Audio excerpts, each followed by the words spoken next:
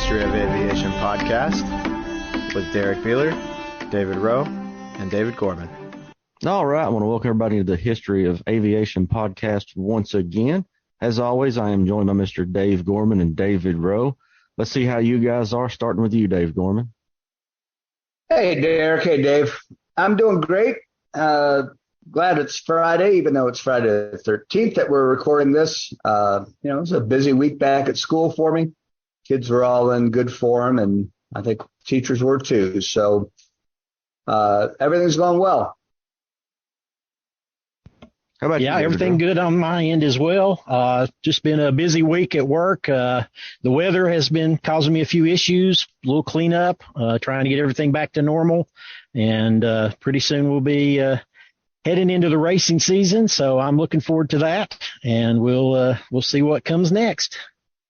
All right. Well, Dave Gorman, let's just jump into this plane we're talking about. Tell us a little bit about what we got tonight. Well, tonight we're going to feature the Albatros, the World War I German Air Force single-engine biplane fighter plane, single-seat fighter that was pretty ubiquitous and very successful run that it had over the course of a couple of different models that were built during the war. Amazing to think about the advances that were made in airplane technology. War will do that to you. And this plane certainly benefited quite a bit from construction techniques that we're developing, and engine techniques, and the guns and weapon systems, all that kind of stuff. So pretty fascinating aircraft that we're going to feature tonight, the Albatros. Well, let's jump right into that, guys. Go ahead there, David Rowe. Yeah, well, talking about the interesting things about the Albatros, I'm going to do a little history here for a second. So the Wright brothers first flew in 1903. So about 1910, Glenn Curtiss introduced ailerons and elevators to airplanes. So you go from wing warping in this boxy, really fragile airplane into a little bit more structured plane with movable elements in the air. And just 12, 13 years later, we have this Albatros, which is an absolute killer in the skies. If you look at it, it's, extremely streamlined. It's really pretty to look at, and it does not look like anything else that's out there. All the other aircraft are sort of square, flat-sided. They've got the big radial engine in the front, and they're just, kind of cookie cutter. They all sort of look basically the same, and the Albatros is just completely something new. And to my mind, it's really foretelling what we're going to see in the future, particularly when you get up in the 20s and 30s and you start having air races. The design of the Albatros kind of sets the stage for what you're going to see for the fast moving planes later on, and even up into the jet age. That streamlined look is the look of today. So that plane was way ahead of its time. Well, it really was. I mean, it was definitely of its time, but it served, as we were saying, it served for a couple of years. I was surprised, and David, I lost a little bit of the audio there, so it's possible you mentioned this. I hate to repeat it, but surprised to know that Richthofen scored most of his victories in an Albatros. Yeah. Well, to be honest with you, the flying circus was started with the Albatros. He's most identified with the Fokker triplane. However, that was the very end of the war for him before he was shot down. He only had maybe a dozen or so kills in that airplane. 3/4 of the kills of his 80 kills were in either a D1 or D2, D3, or a D5 Albatros. So yes, he was in the Albatros. That's where the red plane comes from. That was the first one he painted red, was the Albatros, not the Fokker triplane. But the Fokker name is what has lived from World War I. It's the biggest name that came out of it, and the Albatros has kind of been left behind. Well, we think about some of the contemporaries, some of the planes that it faced in the air. That the French Newport was a pretty formidable opponent, nimble, fast, good climber and everything. And then the de Havilland, the DH2s were also being flown by the British. So, it was these were planes capable of, pretty fast climbing and lots of maneuverability, but also, it comes down to getting a gun on the other guy. And this was apparently a pretty stable gun platform too. Pilots loved it. That everything that I read said it was easy to fly for a new pilot and really good for the older pilots because they could really maneuver it. One of the things that was a drawback on it was it wasn't very maneuverable like the Newports were. That was one of its drawbacks. However, it had two machine guns that fired through the propeller with that interrupter gear. So it had much more firepower, and it was faster than those Newports and the de Havilland DH2s. So it made up for the lack of maneuverability with, like you said, a good platform to shoot from, and it started really tearing up the control of the skies. That's another thing about World War I is it's a constant. This side leads, and then another side brings out a plane, and suddenly the Allies have control of the skies, and it just flopped back and forth. And the Albatros was one of those planes that made the switch from the Allies in control to the Germans in control. This is an aircraft that. A little under 5,000 were built, and apparently only two survive. Two authentic Albatrosses. I always want to say Albatri, but only two authentic Albatross survive. One is in Australia, and the other one is in the Smithsonian. And I don't know if you've seen the one in the Smithsonian. I have. I think the first time I saw it, I didn't know it was an Albatross. I was pretty young, but I remember looking at the pattern, that lozenge paint pattern that it has on the wing, and just being fascinated that was something that was being used as camouflage or just to break it up in the sky. There were a lot of experimental things being done, and as you say, the leaps and bounds in technology and the testing under combat conditions meant that what was in vogue in 1914 was passé by 1915, and you better keep a little bit ahead of what the other guys are doing. Oh, absolutely. The interesting part about the Albatross is the D3 model. There were more D3s built than all of the planes before. So from 1914 to about 1916, you add up all those German aircraft, there were more D3 Albatrosses in service than all of those early planes. I mean, it completely replaced them. And as you were saying, that almost 5,000 units. It was one of the few German aircraft that was matching the Allies' numbers of aircraft.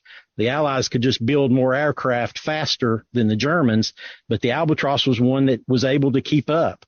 And one of the ways that they kept up is there were actually three manufacturers of the Albatross. The original company, which was Albatross Works AG in Johannisthal, Germany. They were the originators of it. They had a designer, what was his name? Robert Thielen was the designer of it. And so the D1 and the D2 were his first designs. They were built almost at the same time. And they went into combat, and immediately the D3 is on the drawing board, and they're building those. So they were producing this plane as fast as they could. And the reason was they were trying to beat it, get more airplanes in the air before the Americans joined the war. And maybe have a decisive air power victory. Absolutely. Yeah. They were trying to control the skies before, they saw the writing on the wall that if America came in, they were going to be in a lot of trouble. So they were trying to build up their numbers as quick as possible. I was going to say the engine for this plane was a Mercedes-built engine. Yeah, it was confusing for me when I was looking at it because the name of the engine is a D3A engine on a D3 Albatross. So it was, I had to read that a couple of times just to go, okay, it's the same name, just, two different things. On the engine front, about 180 horsepower for that Mercedes engine. One of the other builders was in Austro-Hungary, which is OFAG Erstflug, or OEF, and they actually put a 225 horsepower Daimler engine into the plane. So there were some pretty big engines being put into this little airframe. I had the opportunity about 30 years ago to go to an air show down in Gunnersville, Alabama. And Frank Ryder was the name of a man who he since has passed away, but he had a museum down there. And he had a bunch of World War I aircraft. And this fly-in was I don't know if it was held more than just a couple of years back then.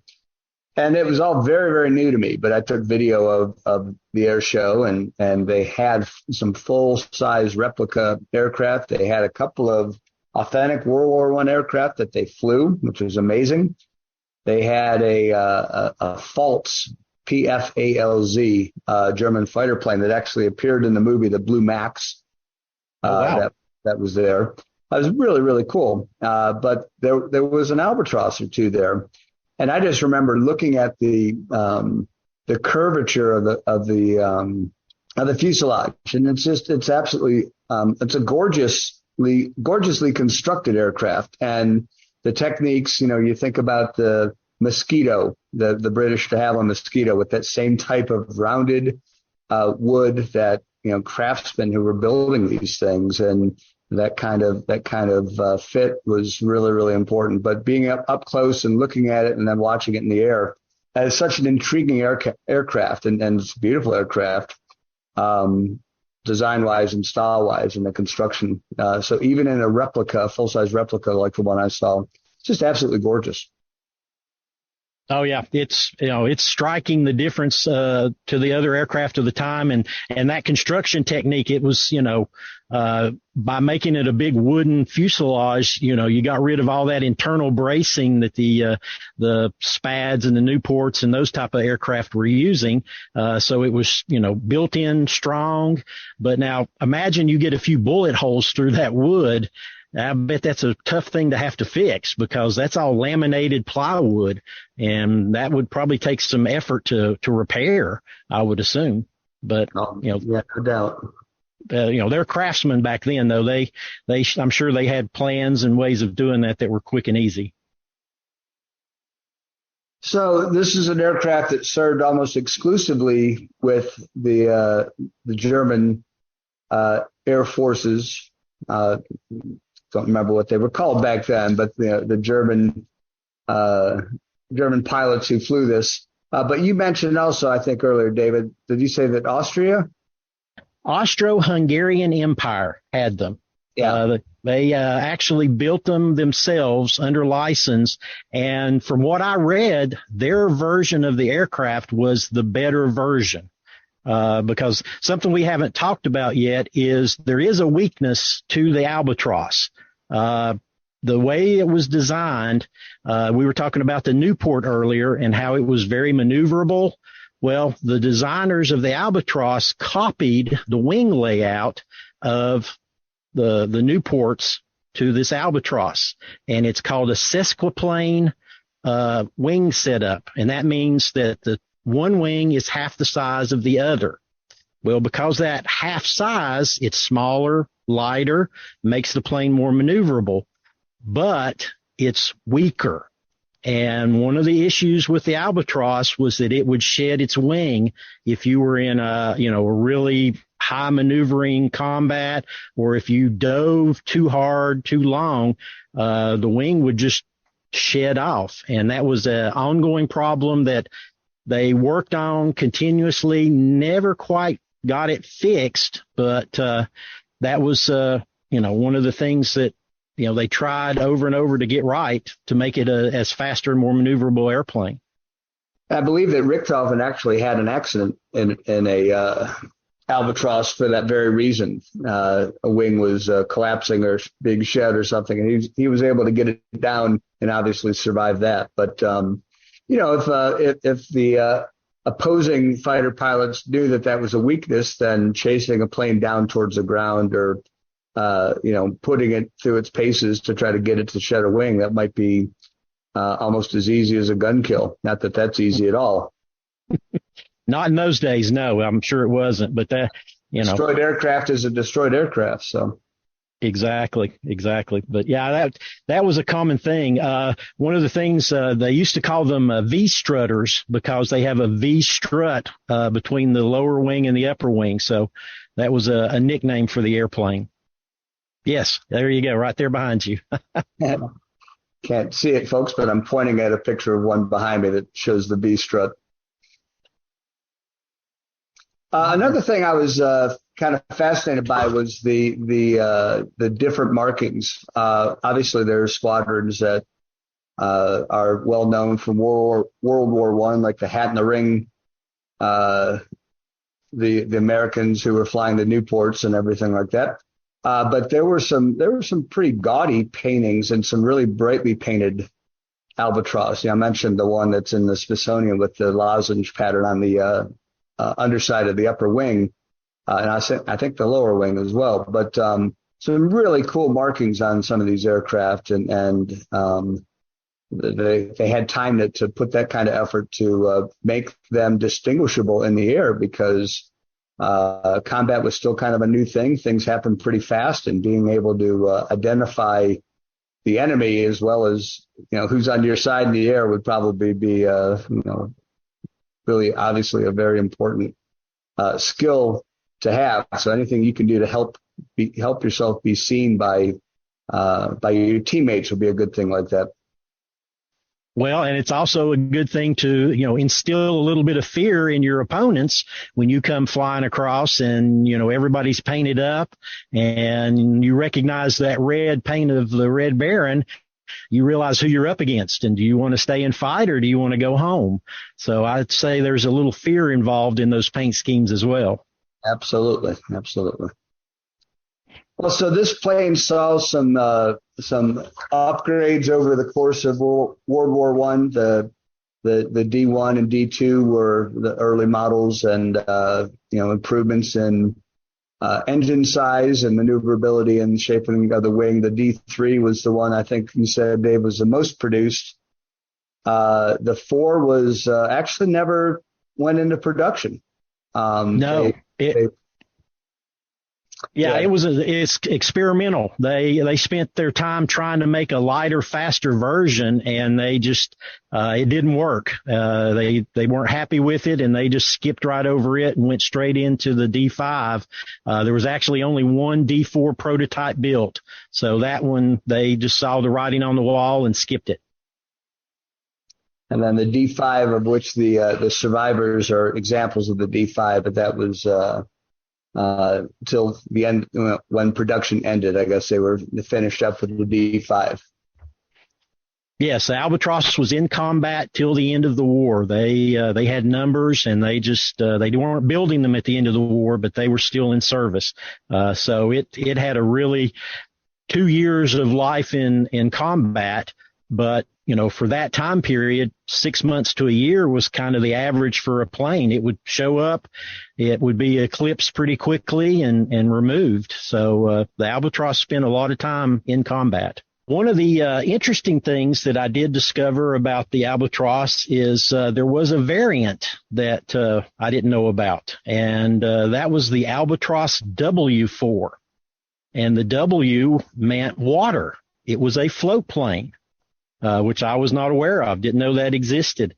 They increased the wings, they increased the tail surfaces. They built 118, and they were June 1916 to December 1917. They worked the North Sea and the Baltic theaters, and then were training aircraft. So they actually had a float plane of an Albatros. Did not know that. Had not heard that either. That's pretty fascinating. Dave, were any of these ever modified to carry bombs or external weapons of any kind? Well, actually, yes. Post-war, several of those Hungarian planes went to the Polish Air Force. And in 1919, after World War I, the Polish and the Soviets went to war for about a year, and it was used as a ground attack airplane. So, yes, they were putting some bombs on it and attacking the Russians with the Albatros. And so I'm not exactly sure how the hard points worked and how much it could carry because it didn't go into that, but it was used for ground attack use. So, yes. Well, you can imagine that, all that kind of stretching outside of its original mission, the necessities of war kind of provide opportunities and the need to do those kinds of things. So I'm not surprised that it would be, modified field modifications. That kind of stuff continues to this day. So. Well, that's one of the things about it. When you've got a good platform, you'll find new uses for it. One of the other things that I thought is very iconic about the look of this plane is that it's got that bowl that covers the propeller, the spinner. It's covered in the nose and really gives it a more of a streamlined look. It's like they really were thinking about how can they cut down on drag. They've got to have some things like the engine that's hanging out there a little bit and the landing gear and the struts on the wing. But, looked like they spent some time thinking about other ways to streamline this aircraft. Yeah, if you even go back from the spinner back to the engine is actually enclosed. Only thing that sticks out are the headers at the top. So the majority of the engine is wrapped up and covered. So yes, the aerodynamic knowledge was growing by leaps and bounds at this time. And this plane is an absolute benefit of that knowledge. I mean, it's obvious that they were thinking about, where's the air go and how do we make it go faster? Yeah, that was the key to life. So, speaking of key to life, here's some notable people who flew the Albatros. We've already talked about Manfred von Richthofen, the Red Baron. So he had 80 kills and 54 were in the Albatros. Oswald Bloche had 40 kills. He's sort of considered like the father of the German Air Force, setting it up. He was killed in 1916 in combat. Wilhelm Frankel, 20 kills, died in 1917 when the wing shed it off of his plane and he crashed. So he was, suffered from the weakness of the Albatros.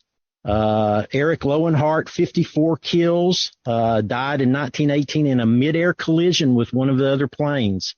He actually had a parachute jumped out and parachute did not operate correctly, so he did not survive. Carl Emil Schaefer, 30 kills, 29 of those were in a D3 Albatros, and he was shot down in 1917. And Kurt Wolff, 33 kills, was actually a member of the Red Baron's Flying Circus. He was shot down in 1917. And this one you might know, Ernst Udet was the high-scoring German fighter pilot that survived the war with 62 kills. And he would go on to become very important to the German Nazi industry at the start of World War II.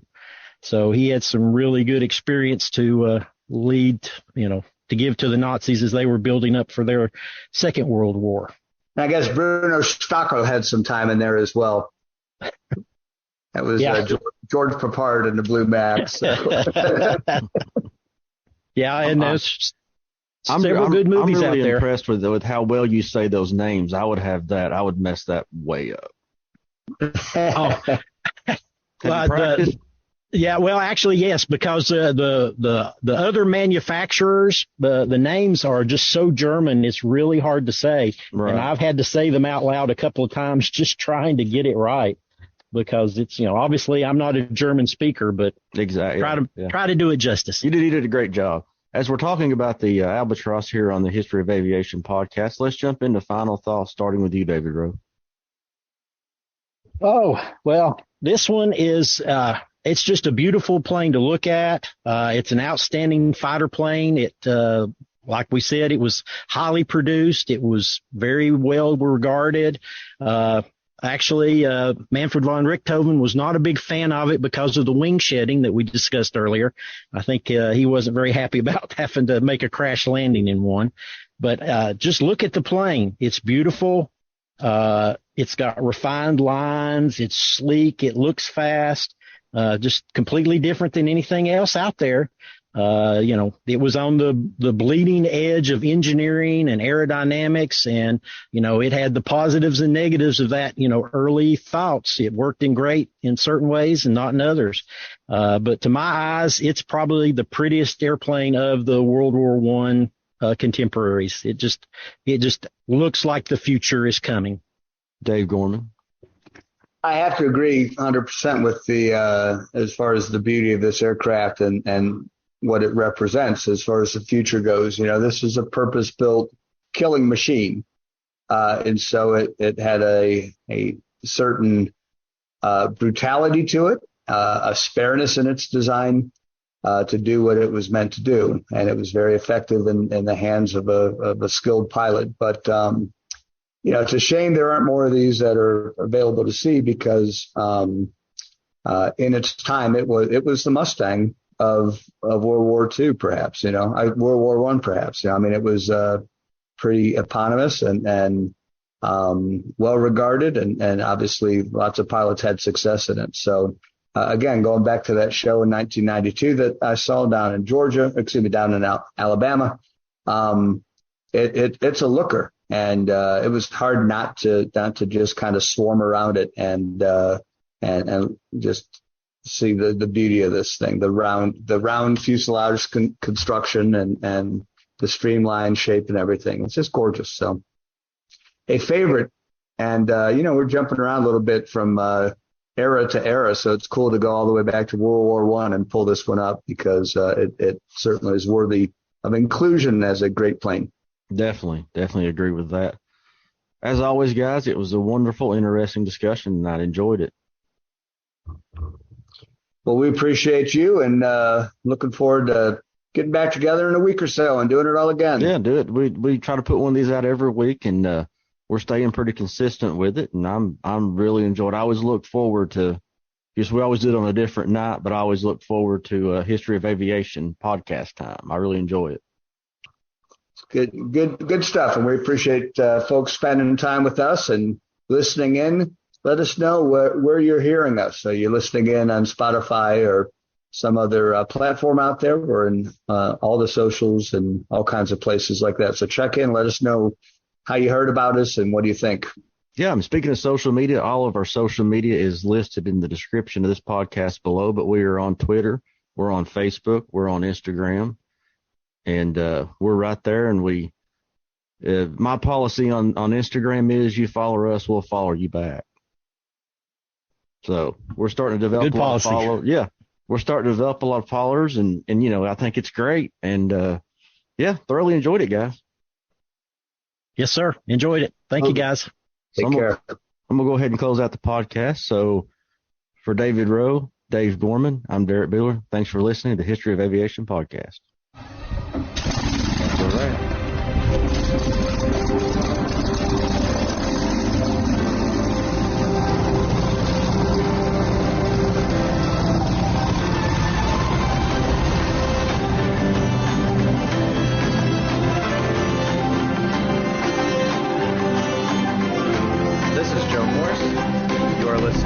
History of Aviation Podcast with Derrick Beeler, David Rowe, and David Gorman.